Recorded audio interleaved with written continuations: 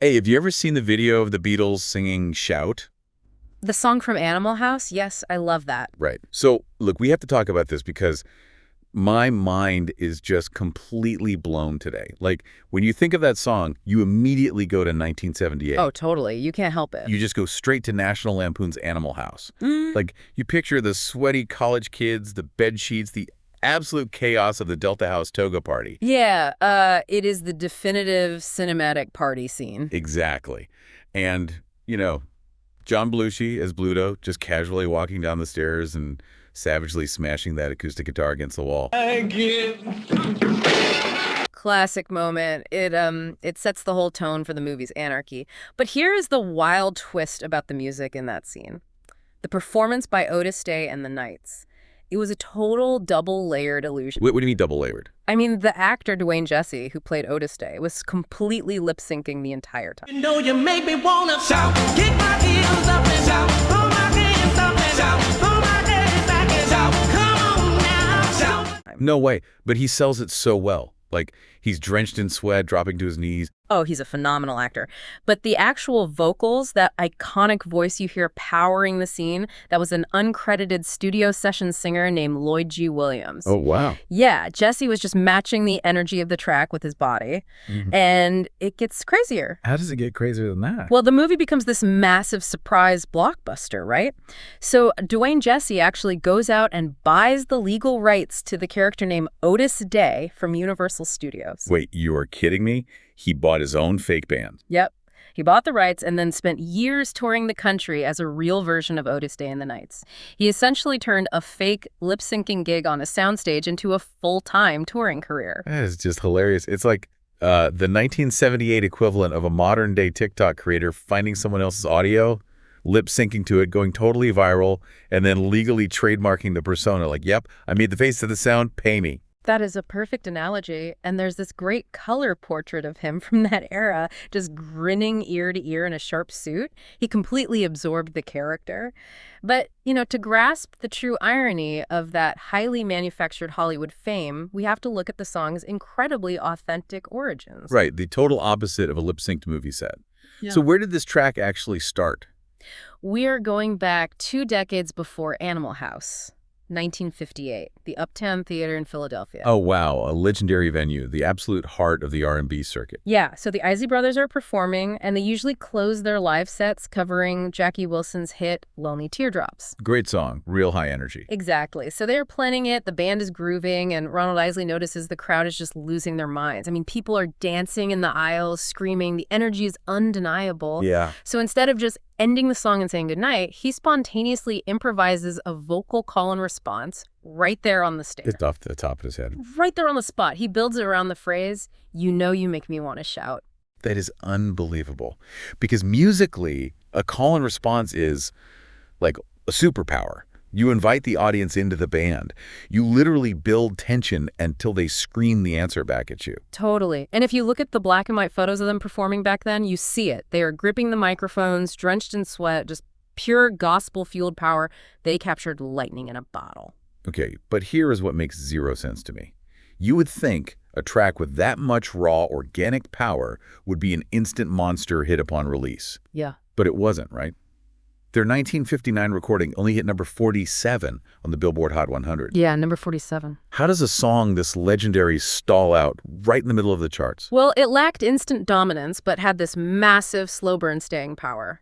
The big issue was the era. It was 1959, and the song's heavy black gospel roots, that ecstatic vocal buildup, was actually considered very controversial.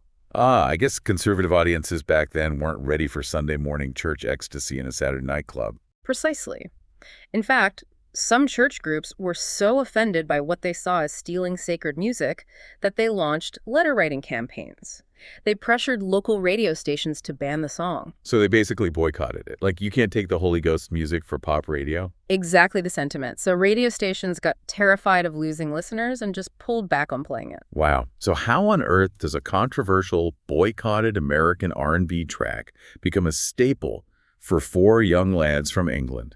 This connects the dots right back to your opening question about the Beatles. We have to look at their grueling club days in Hamburg and Liverpool, roughly between 1960 and 1961. Right, playing those brutal 8-hour sets in underground clubs. Yeah, and at that time, they didn't have enough original material to fill an 8-hour shift. They were basically human jukeboxes absorbing all this American R&B. Shout became a massive feature in their frantic live shows. But they dropped it once Beatlemania hit, right? Right. Because they started writing their own complex stuff, which eventually leads to masterpieces. Right, they outgrew it musically, but they never forgot its primal energy.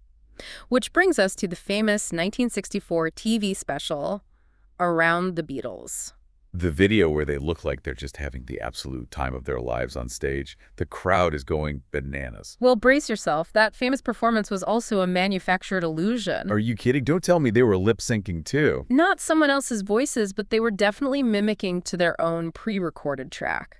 Live TV audio was notoriously terrible back then, so they pre-recorded it at IBC Studios in London. No way. So the screaming teenagers. The TV producers dubbed in fake studio audience screams later to fool the viewers at home into thinking it was a wild live gig. That is wild. The music industry has always been a giant house of mirrors. It absolutely has. But that specific recording is still incredibly vital to music history.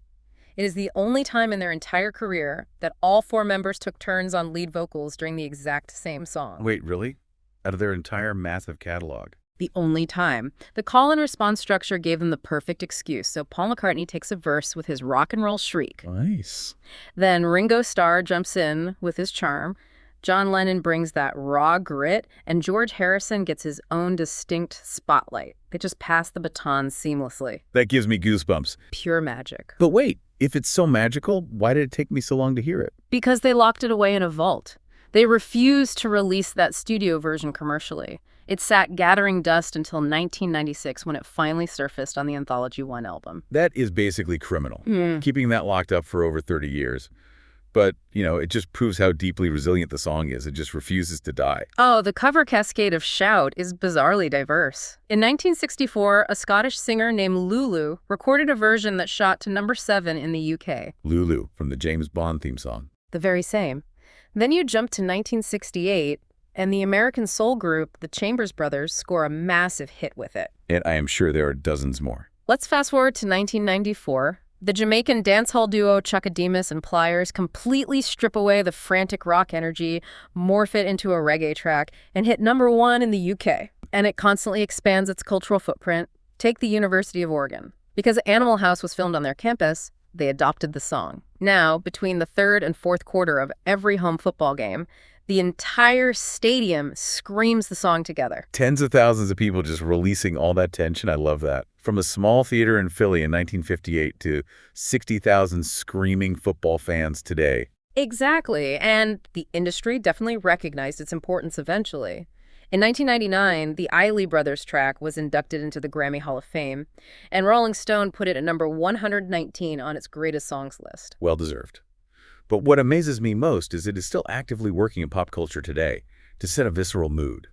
Like, it's prominently featured in the 2025 supernatural film Final Destination Bloodlines. Yes, which is such a brilliant juxtaposition. Taking a song known for unbridled joy and dropping it into a horror movie context just highlights how versatile that hook is. It's an incredible chain reaction. You draw a straight line from a sweaty crowd in a Philadelphia theater in 1958 to British television to an American college comedy into a 90s reggae club into a packed football stadium all the way to a 2025 horror movie. It proves a great hook, transcends time and genre. I think it forces us to ask a profound question about art itself.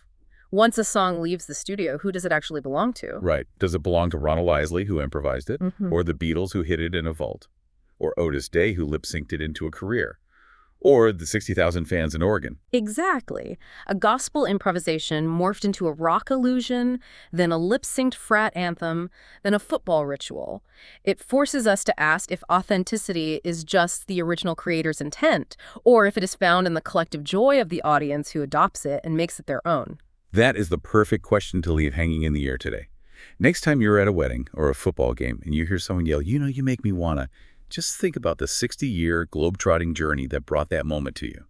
Until next time, when you listen. Your mind conducts its own symphony. Hey, by the way, everyone, We've collected some of our favorite Beatles treasures on our Amazon storefront. Yes, it's a great way to support this channel and to get a good deal on some Beatles merch. The link is in the video description and the first comment. Right. And if you've got a browser handy, you can just to BeatlesRewindBook.com, and that will get you to our Amazon store.